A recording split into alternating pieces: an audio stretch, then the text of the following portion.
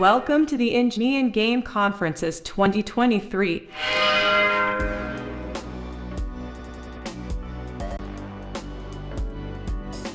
Ma voix de guide de quand j'avais 17 ans. Écoutez, sur votre gauche, un magnifique canal dont je ne connais pas le nom, parce que j'ai pas fait mes devoirs. Une magnifique ville avec un temps un petit peu approximatif, il faut croire. Mais bon, on connaît un peu dans le sud-ouest. Pour l'anecdote, c'était quand même sur des segways. C'était pas juste du touristique. En fait, on se baladait avec les segways à deux roues là, et j'avais un petit autoguide et je disais aux gens, voilà, sur votre droite, la plage. Le premier truc qui m'est venu finalement en y réfléchissant, c'est ces trucs qu'on a chez les kinés ou dans les salles de sport. En fait, c'est des espèces de ballons de baudruche mais coupés, juste la partie un peu ronde. Et en fait, on mettrait quelqu'un allongé sur le ventre sur ça, et en fonction de comment il bouge sur ce ballon de baudruche, en fait, ça influerait sur les mouvements du personnage. Je pense que ça pourrait être un bon mix pour faire en même temps du sport et en même temps un jeu vidéo, ça pourrait être marrant. Ouais.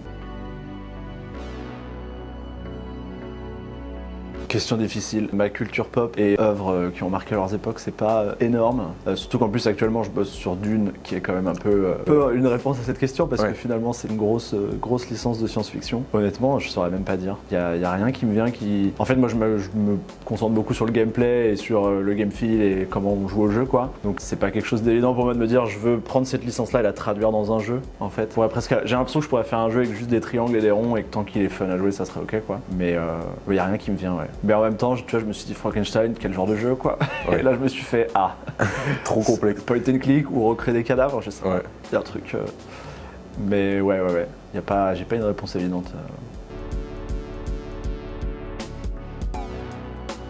Moi, il y a deux sujets qui m'intéressent sur les jams, parce que sur des petits projets un peu rapides. Je penserais soit un peu quelque chose de lié au rythme, donc des jeux rythmiques ou des jeux avec un gameplay un peu assez engageant, quoi. Ou quelque chose de, au contraire, qui force un peu à se creuser et à faire quelque chose d'un peu absurde sur les contrôles, ou un peu sur comment on approche le jeu. J'ai l'impression qu'il y a quand même beaucoup de jeux maintenant qui sont très conventionnels. On voit des mécaniques qui reviennent dans tous les jeux juste parce que ça existe de telle ou telle manière sur tous les jeux. Moi, je trouve que ce qui était marrant en jam, c'était d'essayer de faire autre chose. C'est pas une vraie réponse au sens où j'ai pas donné un sujet précis, mais j'aimerais bien trouver un sujet qui permet de faire réfléchir les gens sur comment on pourrait faire un jeu qui marche un peu différemment que le classique ZQSD pour se déplacer, la caméra, enfin un peu essayer d'innover sur ce plan-là, quoi.